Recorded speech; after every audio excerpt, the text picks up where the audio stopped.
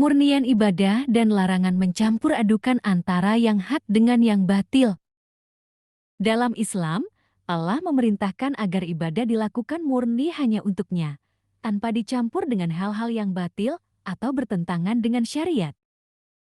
Allah berfirman, "Dan janganlah kamu campur adukan kebenaran dengan kebatilan, dan janganlah kamu sembunyikan kebenaran sedang kamu mengetahuinya." Quran Surah Al-Baqarah, ayat 42.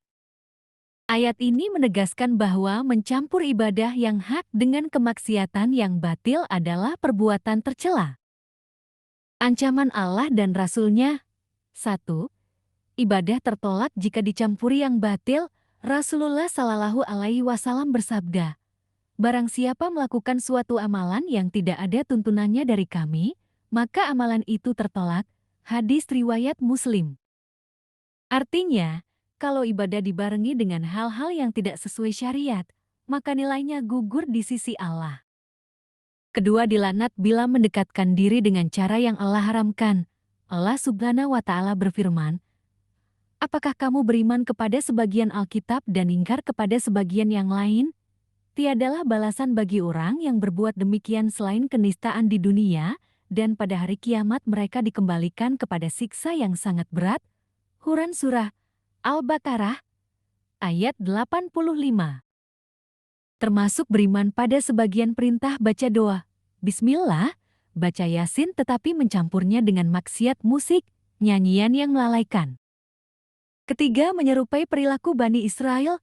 Mereka ditegur keras karena suka mencampur aduk kebenaran dan kebatilan. Umat Islam dilarang mengikuti jejak tersebut. Contoh konkret praktek ibadah.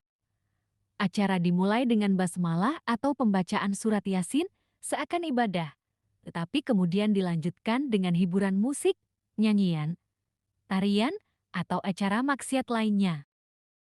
Hal ini menjadikan ibadah yang awalnya mulia kehilangan nilainya, bahkan bisa menjadi kedok untuk kemaksiatan.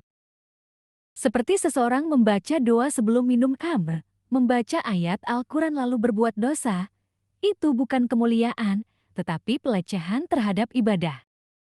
Sikap yang benar, pisahkan yang hak dan batil. Kalau mau ibadah, jadikan acara itu murni ibadah.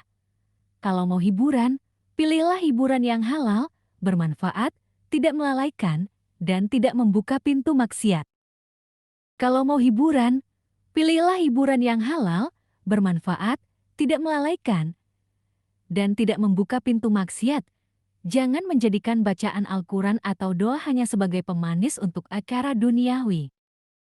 Terakhir, Islam melarang ibadah yang tercampur dengan kebatilan, sebab itu akan merusak nilai ibadah. Ancaman Allah sangat jelas. Amal tertolak, hina di dunia, dan siksa berat di akhirat.